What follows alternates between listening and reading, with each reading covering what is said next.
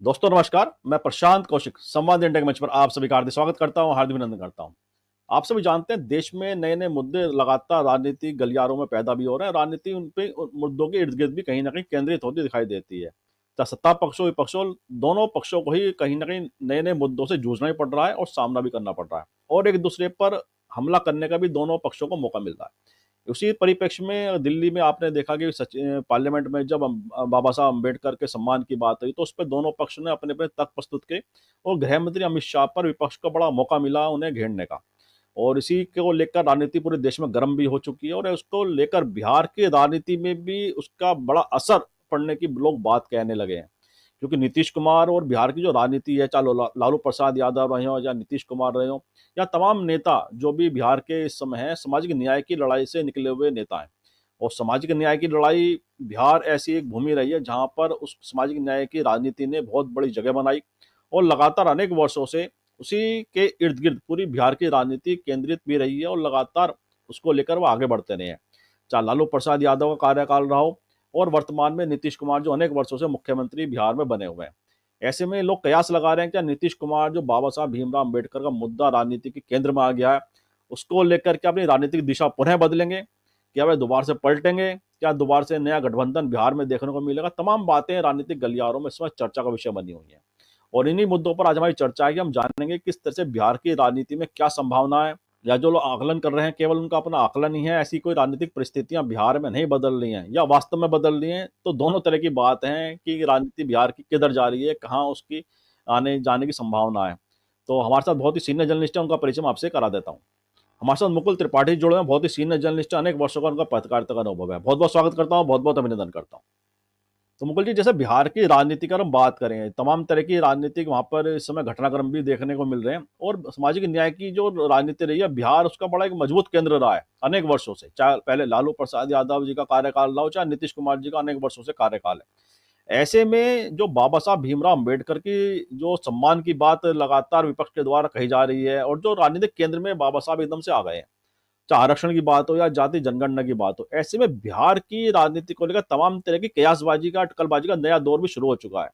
कहा जा रहा है कि नीतीश कुमार भी बहुत गहरे मंथन कर रहे हैं इस समय, क्या उनकी राजनीतिक दिशा बदल सकती है। इस पर भी तमाम तरह के लोग बात कह रहे हैं। क्या लगता है आपको, इस पूरे राष्ट्रीय राजनीति के परिप्रेक्ष्य में बिहार की राजनीति पर उसका प्रभाव किस तरह से आप देख पाते हैं? नमस्कार सभी दर्शकों को। और प्रशांत जी देखिए, जो इस वक्त चल रहा है मामला पूरा, चाहे वो संसद से लेके आप देखिए पूरे देश भर में जो अम्बेडकर को लेके जिस तरह की टिप्पणी की गई, उन टिप्पणियों को लेकर देखिए जाहिर बात है कि आक्रोश रहेगा ही कि जिस तरह से अम्बेडकर अम्बेडकर अम्बेडकर के नाम को कई बार लिया गया। लेकिन जब आप दलितों और जो इस वर्ग के सारे जुड़े लोग हैं, उनकी जो स्थिति थी आज की डेट में, जितना आरक्षण हो चाहे कोई भी चीज हो, उसका ठीक है, दोनों पहलू होता है कि कुछ लोग आरक्षण के पक्ष में है, कुछ जो है वो सवर्ण जो है वो कहते हैं आरक्षण नहीं होना चाहिए, आप उनको सुविधा दीजिए। लेकिन अंबेडकर ने कम से कम जो चला आ रहा था, राजा राम मोहन राय से लीजिए, जो जो इस लोग इस वर्ग के लोगों के पक्ष में जिन्होंने बात की है, जाहिर बात है कि उनको सवर्णों में हम आप भी शामिल है। लेकिन अगर आप उनकी वस्तु स्थिति को समझिए तो उन्होंने वास्तव में बहुत पीड़ा झेल ली है और आज भी झेल रहे हैं।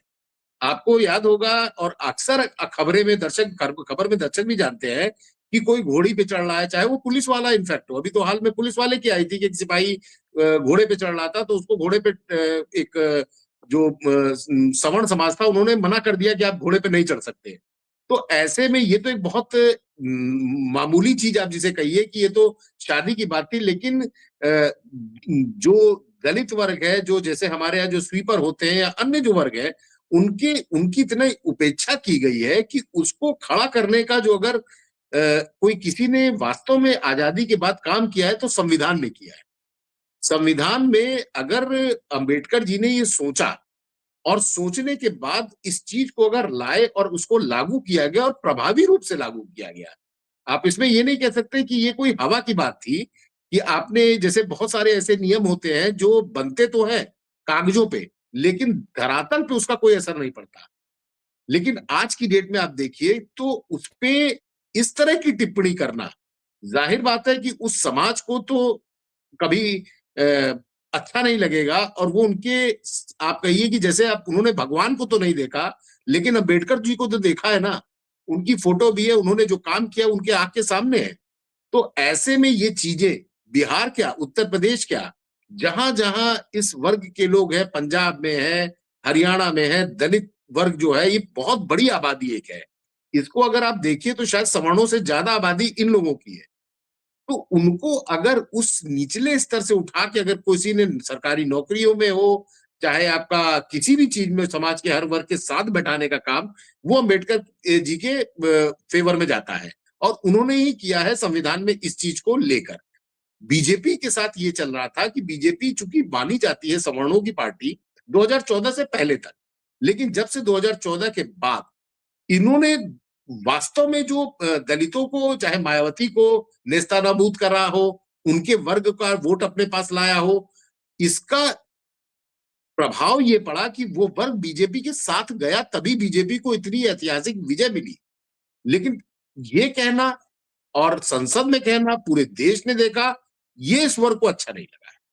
और इस वर्ग को अच्छा ना लगने की वजह से वो बिहार में, उत्तर प्रदेश में, सब जगह पे इसका विरोध हुआ है और लगातार हो रहा है। इसको बीजेपी डिफेंड इसलिए कर रही है कि क्योंकि अब वो माफी मांगने वाला जो अगर सिस्टम होता, तो अमित शाह जो गृह मंत्री है देश के, वो तुरंत माफी मांगते, 1 घंटा 1.5 घंटे बाद कहते मैं अपने शब्द वापस ले रहा हूं। अक्सर ऐसा होता है, नेताओं के मुंह से बड़ी गलत बात निकल जाती है, बाद में उसका माफी मांगते हैं।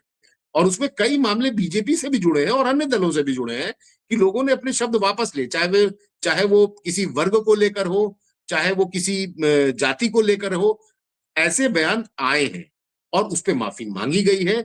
इवन प्रधानमंत्री ने खुद किसान जो बिल आया था उस पर देश से माफी मांगी थी। तो जब एक प्रधानमंत्री होकर अगर देश से माफी मांग सकता है, और ये मामला तो ऐसा है जो करोड़ों लोगों की भावनाओं से जुड़ा हुआ है, उनके अधिकारों से जुड़ा हुआ है, तो इस पे तो तत्काल माफी मांगनी चाहिए।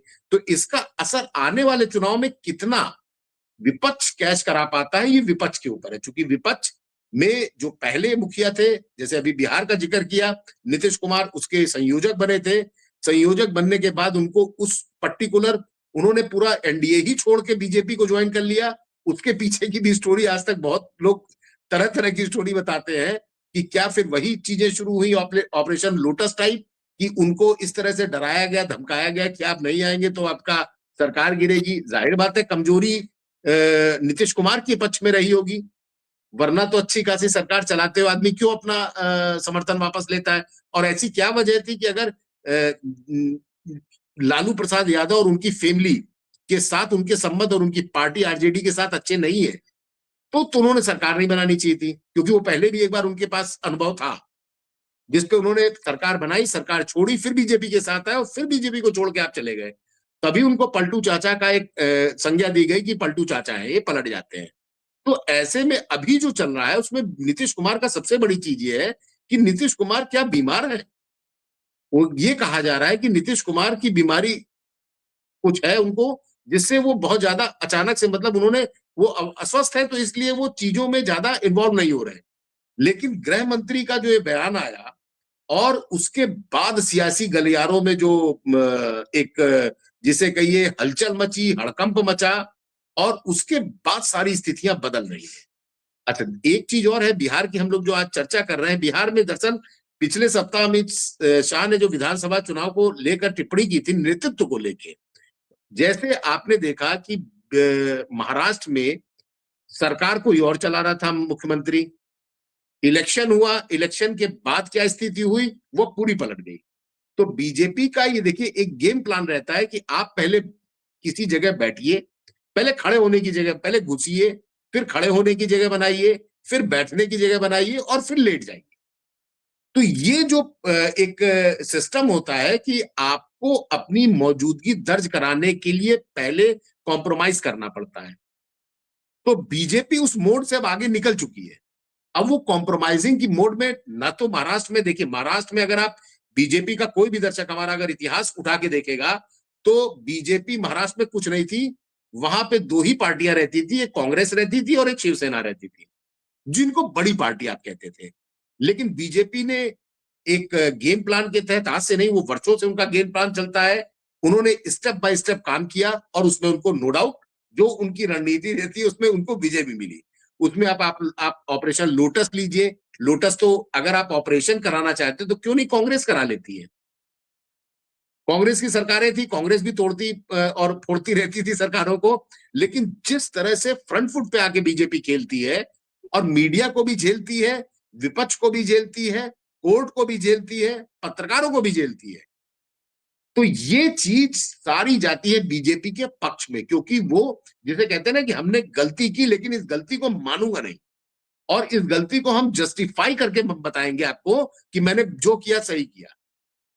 वो महाराष्ट्र वाला ही सिस्टम अब बिहार में आने वाला है।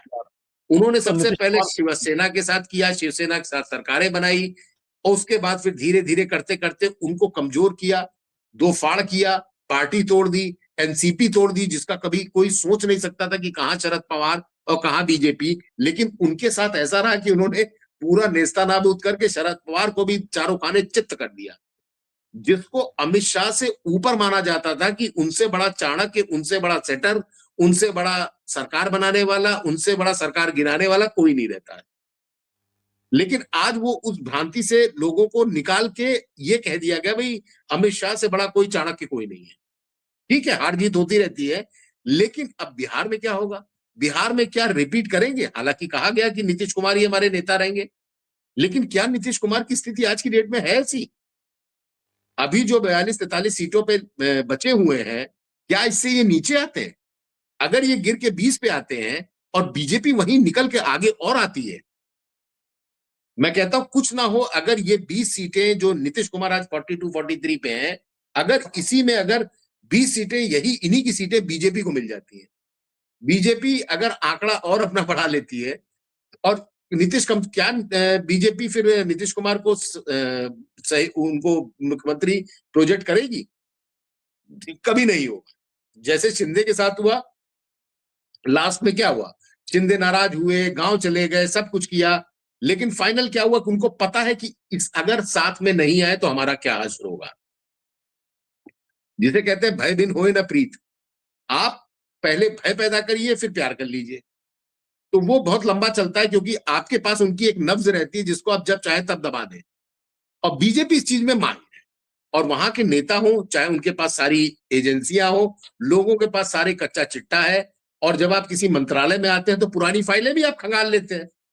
आज की डेट में तो अगर किसी के खिलाफ अगर मान लीजिए 1990, 92, 94, 98, 2000, 2005 का भी कोई मामला है, तो अगर कोई गृह मंत्री चाह ले, कोई प्राइम मिनिस्टर चाह ले, उस मामले को तत्काल प्रभाव से बाहर लाया जा सकता है।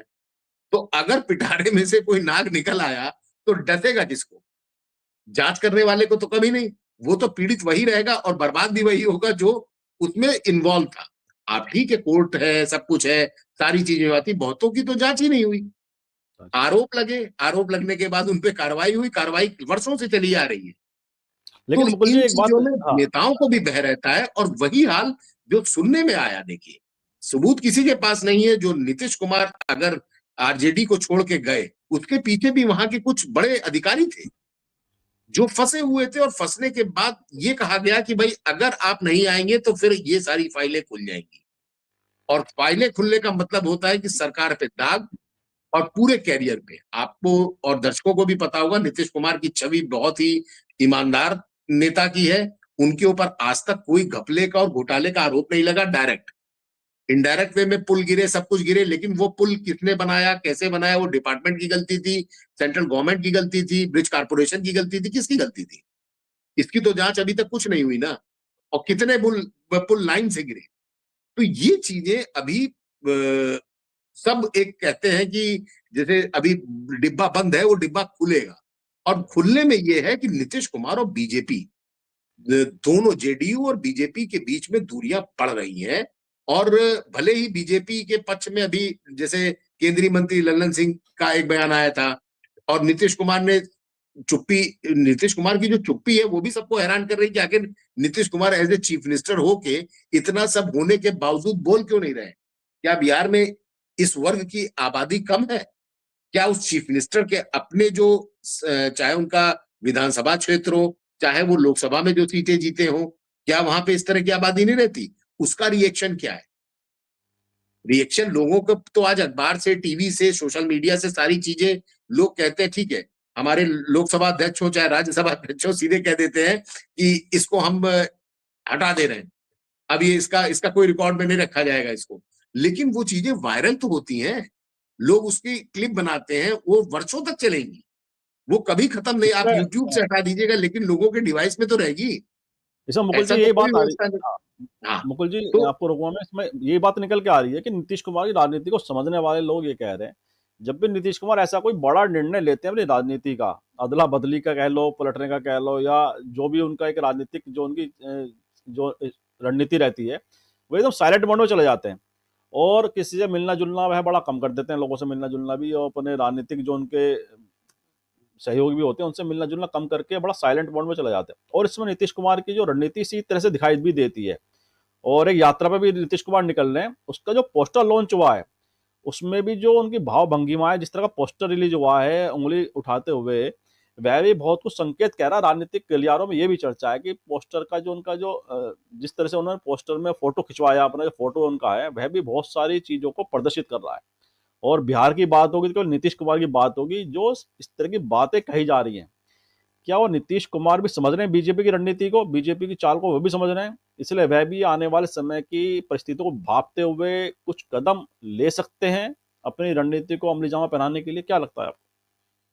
देखिए, नीतीश कुमार का एनडीए से अलग होना इतना आसान नहीं होगा। बीजेपी ने उन्हें बिना शर्त समर्थन दिया था। यहां तक कि जेडीयू के कमजोर प्रदर्शन के बावजूद उस वक्त मुख्यमंत्री नीतीश कुमार को ही बनाया था। इसके अलावा इंडिया गठबंधन की अगर आप बिहार के संदर्भ में बात करें, तो वहां पे तेजस्वी यादव पहले ही एक मुख्यमंत्री पद के बड़े दावेदार हैं। ऐसे में नीतीश कुमार की इंडिया गठबंधन में आप बताइए क्या स्थिति रहेगी और जगह कहां रहेगी उनकी। और नीतीश करने क्या वाले हैं, ये भी सवाल उठता है। तो नीतीश कुमार के पास अभी बिहार को में एक देखिए मजबूत राजनीतिक पकड़ है। अगर वो एनडीए से अलग भी होते हैं तो बीजेपी के लिए नई सरकार बनाना बहुत चुनौतीपूर्ण होगा।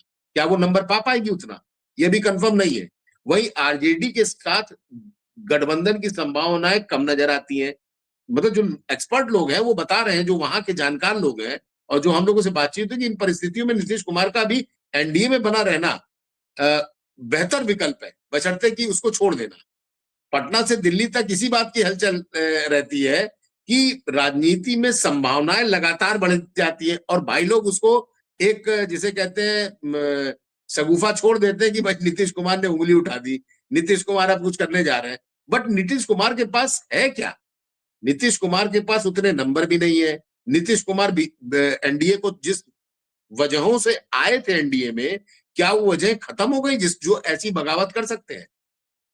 शिंदे हो चाहे पवार ग्रुप हो, जितने लोग थे वो सब इलेक्शन से पहले तक अपनी अपनी मोर्चा खोल के बैठे थे। ठीक बात है, वहां पे बहुत अच्छी उनको जैसे भी जीत मिली, हम उसमें नहीं जाएंगे कि ईवीएम में क्या हुआ, क्या उससे कोई लेना देना। रिजल्ट पे अगर हम बात करें तो सबने अपनी स्थिति मजबूत की। उधर शरद पवार बर्बाद हो गए, उधर आपके शिवसेना उद्धव ठाकरे बर्बाद हो गए। वो कहीं के नहीं रहे। अब अगले इलेक्शन में क्या होगा, ठीक है, उनके सांसद हैं, उनको उन्होंने उन्होंने लोकसभा में बड़ी अच्छी विक्ट्री की और अच्छे नंबरों से आगे आए, बीजेपी को किनारे कर दिया। लेकिन आज की स्थिति में हुआ वही जो बीजेपी ने चाहा। वो चाहे आप बात करें महाराष्ट्र की, चाहे वो बात करेंगे आप बिहार की, होगा वही जो बीजेपी का केंद्रीय नेतृत्व चाहेगा। और अगर वो कहेगा नीतीश कुमार बनते हैं तो बनेंगे, नहीं बनते हैं। हालांकि नीतीश कुमार पर तलवार इसलिए भी लटक रही है कि जिस तरह से बीजेपी के नेता आक्रामक हो रहे हैं और जिस तरह से इस दलित और इस वर्ग की जो एक उनको भगवान ही मानते हैं हम लोग, उतना अंबेडकर का एक योगदान मानते हैं संविधान में, हम उनकी रिस्पेक्ट करते हैं, उन्होंने संविधान बनाया। लेकिन दलित समाज उनको भगवान से कम नहीं मानता, क्योंकि उन्होंने उनको देखा है, उनका काम देखा है। भगवान का काम किसी ने नहीं देखा। भगवान एक नाम है जिसको हमारी आपकी श्रद्धा है कि हम माने तो ठीक है, नहीं माने तो हम नहीं मानते, खत्म हो गई बात। हम पूजा नहीं करते तो आपको कोई टोकने नहीं आएगा कि आप पूजा करिए। हाँ, सनातनी जरूर टोक सकते हैं कि आप हिंदू होते हुए आप पूजा नहीं करते, मंदिर नहीं जाते और आपको ये नहीं करना, तो ठीक बात है, वो अपनी इंडिविजुअल है, लेकिन कोई किसी को रोक नहीं सकता। वहीं इस वर्ग में अगर ये मुद्दा अगर विपक्ष बनाए रहा, उसका जो हम लोग कहते हैं टेम्पो हाई करता रहा, लगातार हिट करता रहा, जिस तरह से राहुल गांधी लगे हैं और जिस तरह से तेजस्वी लगे हैं, जिस तरह से अखिलेश लगे हैं, जिस तरह से ममता बनर्जी ने भी इसका वो किया, तो वो चीजें बीजेपी को चोट पहुंचा जाएंगी। और इसका हम लोग को देखिए एक लिटमस टेस्ट होता है, वो हमें दिल्ली में मिल जाएगा। हालांकि दिल्ली में कहा यह गया है कि दिल्ली में जो निचला वर्ग है वो करीब है आपका 73-74% जो झुग्गी झोपड़ी और उन सुविधाओं को ले रहा है जो केजरीवाल दे रहे हैं। फ्री बिजली हो गया, फ्री पानी हो गया, या जो उतने जो 10,000 20,000 वाला वर्ग ग्रुप है, 25,000 30,000 रुपए कमाता है, वो भले ही इंडिविजुअल कमाते हो लेकिन रहते उनका रहन सहन आप मध्यम में भी और निम्न मध्यम में भी नहीं डाल सकते। वो अपना रोज कमाते हैं, रोज खाते हैं। तो वो बीजेपी का जो आम आदमी पार्टी का जो वर्ग है वो कभी इधर नहीं आएगा। और उसमें अगर अंबेडकर का एक वो चल गया चबूपा, तो फिर वो और भी बुरी स्थिति बीजेपी के लिए आएगी। सरकार की बात है, देखिए जैसे नीतीश कुमार अपने लिए लड़ रहे हैं, वैसे ही केजरीवाल भी परेशान है कि केजरीवाल ने जो अपना जेल से निकलते कहा कि हम भाई इस्तीफा दे रहे हैं, तो जब तक जेल में नहीं रहे इस्तीफा नहीं दिया, बाहर निकले तो आतिशी को बना दिया। आतिशी अलग मुसीबत में है कि अब एज ए चीफ मिनिस्टर के बाद उनका क्या होगा, क्योंकि इतिहास गवाह है कि जो जो चीफ मिनिस्टर बना है उसने बगावत की है। अब ये आतिशी के साथ क्या होता है ये हम लोग को देखना पड़ेगा। चाहे वो आप झारखंड का लीजिए, चाहे आप वो बिहार का लीजिए, जहां जहां चीफ मिनिस्टर बने, और चाहे आप शिंदे का लीजिए, शिंदे भी बहुत नाराज रहे। शिंदे भी बहुत खुशी खुशी तो आए नहीं थे। वो भी 2 दिन आप उसे कहिए, हम लोग जो कहते हैं कल क्या कहते हैं कोप भवन में, तो कोप भवन में जैसे चली जाती थी महिलाएं, कोप भवन में राजा साहब चले जाते थे, तो वैसे ही वो भी अपने गांव चले गए थे। तो ये चीजें बिहार के लिए भी लागू होती है कि बिहार में आगे क्या होगा, ये वहां की परिस्थितियां और चुनाव के रिजल्ट यही बताएंगे। अगर बीजेपी से अच्छे नंबर, तो आज की डेट में कोई ऐसा नहीं है पत्रकार जो कह दे कि वो नंबर नीतीश कुमार ला सकते हैं। जो स्थिति आज बीजेपी की है, उतने नंबर पर बीजेपी नहीं मतलब नीतीश कुमार नहीं पहुंच सकते, वो नीतीश कुमार भी जानते हैं। लेकिन उनके साथ एक किस्मत अच्छी है कि वो लगातार चीफ मिनिस्टर बन रहे हैं और जितनी भी सीटें आए उतने में बन रहे हैं। वो सपोर्ट उनको कहीं ना कहीं से मिल जाता है। तो ये देखना होगा, नंबर गेम है पूरा। नंबर गेम में नीतीश कुमार कहाँ जाते हैं ये, इस पे इसीलिए ये यात्रा भी निकल रही है कि 1-to-1 संवाद कर सके। भाई पब्लिक के बीच में जाना, देखिए पब्लिक के बीच में जाने से ही राहुल गांधी को आज जहां पे वो थे वहां से जस्ट डबल हो गए। 100 सीटें अगर उनको 99 आती हैं तो उसके पीछे मेहनत किसकी थी?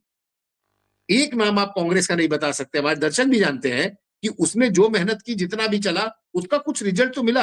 अगर वो घट के 20 आ गए होते तो शायद राहुल गांधी राजनीति संन्यास ले चुके होते, क्योंकि उनको नकार चुकी होती जनता। लेकिन चूंकि बड़े हैं तो एक होप निकला।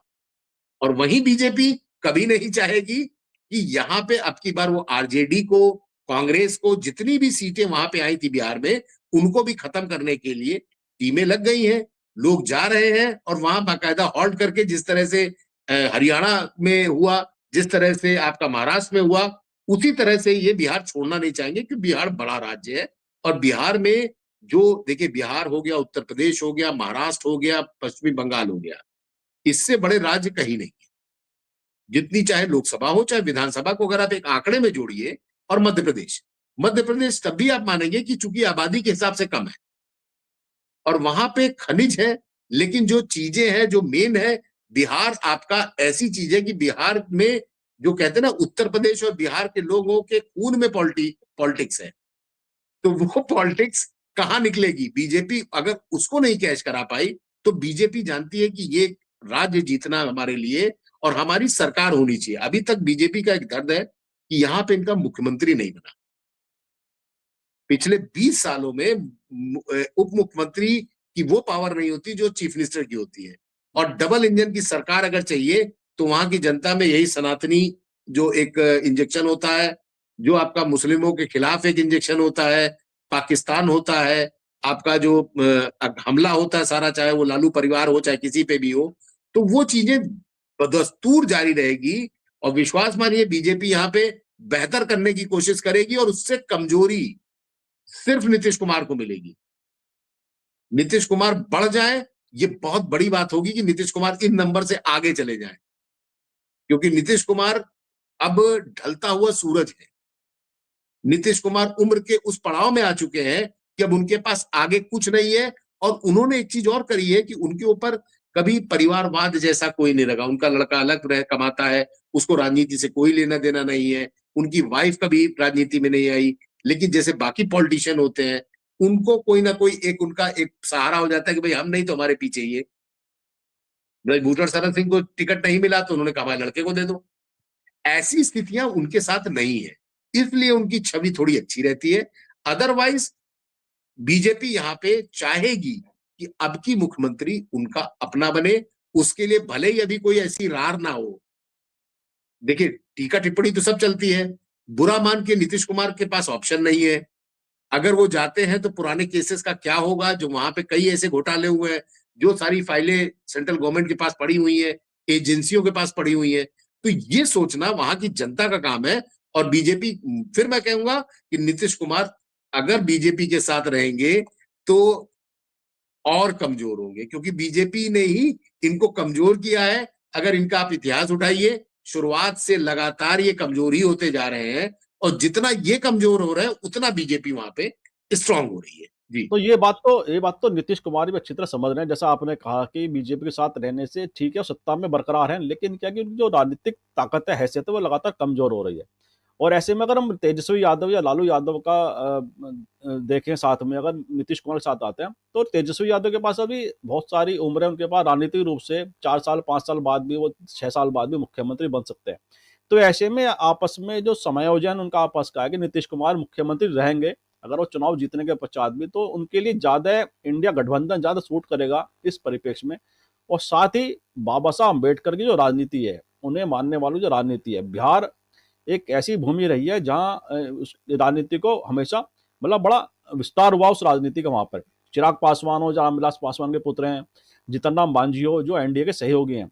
तो ऐसे में बाबा साहब का मुद्दा जो राजनीतिक रूप से बहुत तूल पकड़ गया है, और लगातार इस मुद्दे को विपक्षी दल आगे बढ़ा रहे हैं। तो अगर ये अलायंस पार्टनर की बात करें, चिराग पासवान हो, जीतन राम मांझी हो और नीतीश कुमार, मतलब सब कहीं ना कहीं दबाव तो, क्योंकि राजनीति इनकी इससे जुड़ी हुई है पूरे मुद्दे से, तो कहीं ना कहीं दबाव तो इन पर होगा कि किस तरह से वे अपनी भूमिका आने वाले समय में तय करते हैं। ये भी सब किस तरह से क्या लगता है आपको?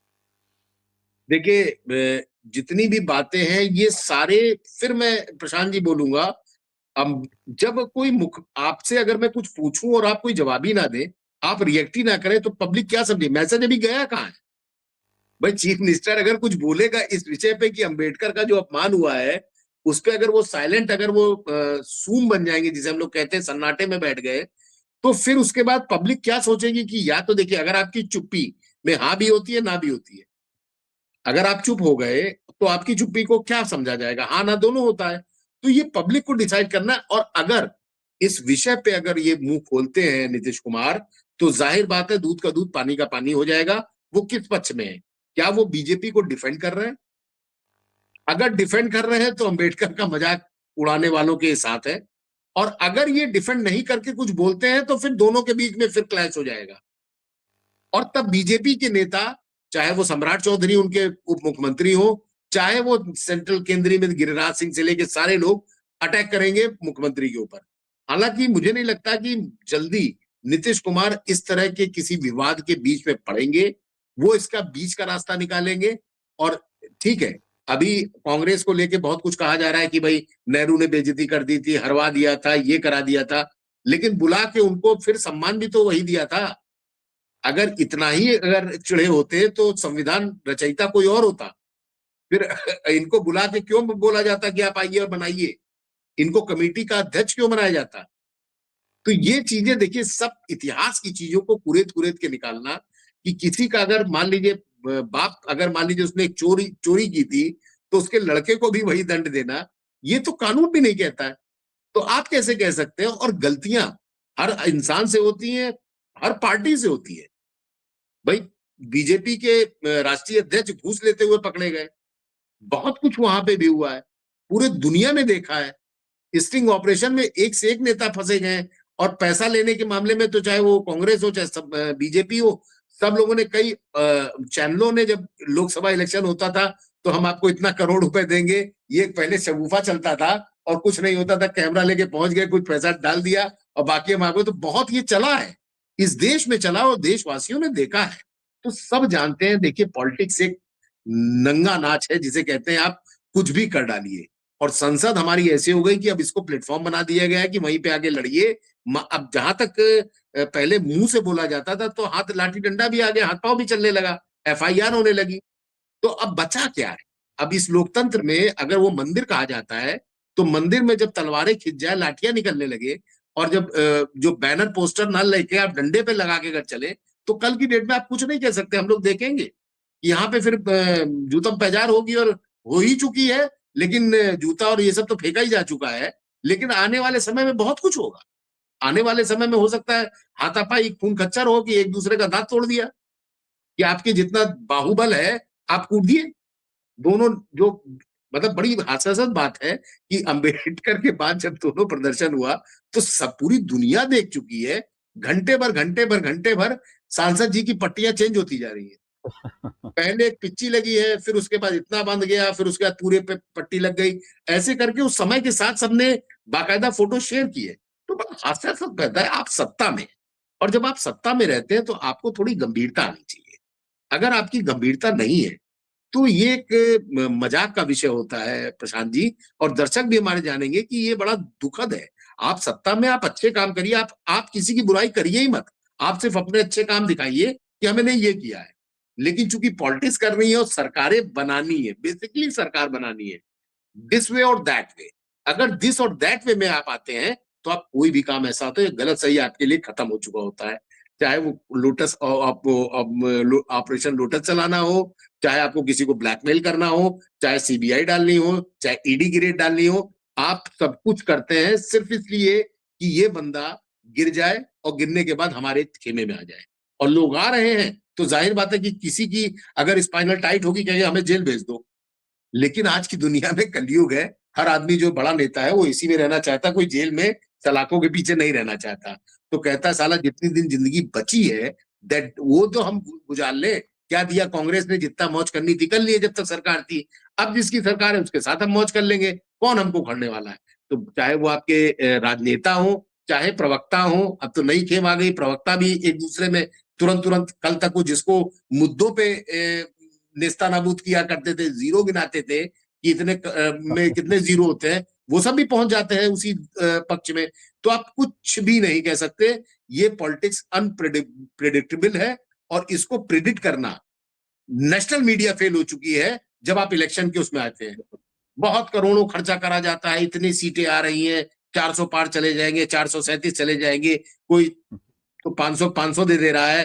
तो ये सब चीजें देखिए, मैं नहीं मानता कि इन चीजों पे, ये सब नंबर्स गेम होते हैं। जनता जिस पे अगर भरोसा करेगी और उनके काम देखेगी। हाँ, ये होता है कि जो आरोप लगते हैं, चाहे ईवीएम को लेके, चाहे निर्वाचन आयोग के लेके, इस पे एक वास्तव में चीजों को थोड़ा सा केंद्र सरकार को खुद ही इन चीजों को जवाब देना चाहिए कि जनता और वो जो इनके विपक्षी दल है जो चीख रहे हैं कि गलत होता है, वो चुप हो पाए। आप चुप हो जाएंगे और कुछ बोलेंगे नहीं, तो जाहिर बात है जनता में भी गलत मैसेज जाता है, और उसी का हश्र होता है कि 240-42 पे आप आके टिक जाते हैं। और वो टिकाने की जिम्मेदारी फिर किसकी रहती है? जो बड़े राज्य रहते हैं, चाहे उसमें यूपी हो, चाहे उसमें पश्चिमी महाराष्ट्र। बंगाल हो, चाहे उसमें महाराष्ट्र हो। महाराष्ट्र। वही 4 राज्य आ जाते हैं जो इस देश की राजनीति को घुमाते हैं और सरकार बनाते हैं और बिगाड़ते हैं। जी। जी, बिल्कुल, बिल्कुल ठीक कहा आपने। तमाम तरह की बातें आपने पूरे विषय को संबंधित कहीं, और निश्चित रूप से राजनीति का कुछ पता नहीं रहता कि किस कौन-सी दिशा पकड़ ले, और तमाम मुद्दे राजनीति में आते भी हैं। और जैसा आपने पार्लियामेंट का भी एक उदाहरण किया कि पट्टी लगातार बदलती गई, तो वह भी एक मज़ाक का विषय है पूरे एक देश के अंदर, सोशल मीडिया में तो बन ही गया है। लोग अलग-अलग तरह से उसे परिभाषित कर रहे हैं, अपने-अपने हिसाब से प्रदर्शित करते हैं।